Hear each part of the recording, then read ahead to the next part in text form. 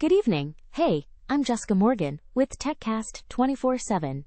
Okay, quick one to start us off. YouTube has agreed to pay $24.5 million to settle a lawsuit from former President Donald Trump over the suspension of his channel after the January 6, 2021 Capitol unrest.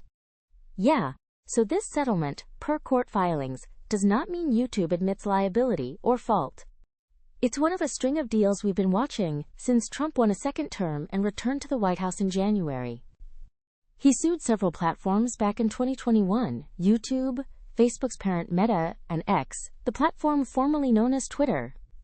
Over the last few months, Meta agreed to pay $25 million, and X settled for roughly $10 million.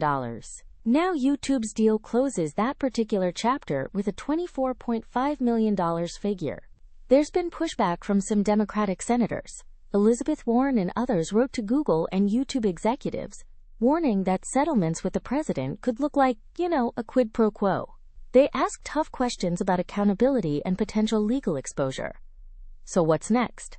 The settlement paperwork says it's not an admission of wrongdoing, but politically and reputationally, it's a big moment for platform moderation, for how companies handle high-profile accounts, and for how they defend their content decisions in court. We'll keep an eye on whether this prompts changes in content policy or how platforms manage future conflict with high-profile users. All right, stay with me because up next we've got a major takeover in gaming that you'll want to hear about. All right, quick segue. Now, wow, big news in gaming. Electronic Arts has agreed to be taken private in a $55 billion all-cash deal led by Saudi Arabia's public investment fund, Lake and Affinity Partners. Okay, so shareholders will get $210 a share. That's a healthy premium, and EA stock jumped on the news.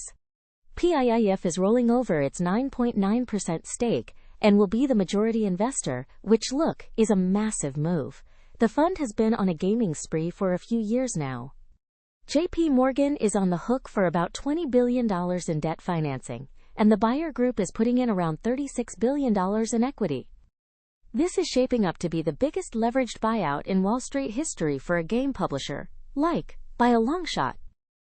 Lake and Affinity are big names here too. And yes, Affinity's CEO Jared Kushner, who's also known for his White House ties, praised EA's vision and said he's excited about the future.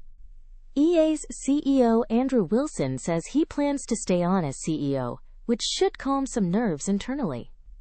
The deal is expected to close in Q1 of fiscal 2027, and there's a 45-day window for other proposals, so keep an eye on regulatory reviews. With PIF as the majority backer, there will be questions about foreign investment, tech strategy, and long-term plans for EA's franchises like FIFA, Madden, Battlefield, and The Sims. I'll be watching how the industry reacts. This could reshape the business of big-budget games for years to come.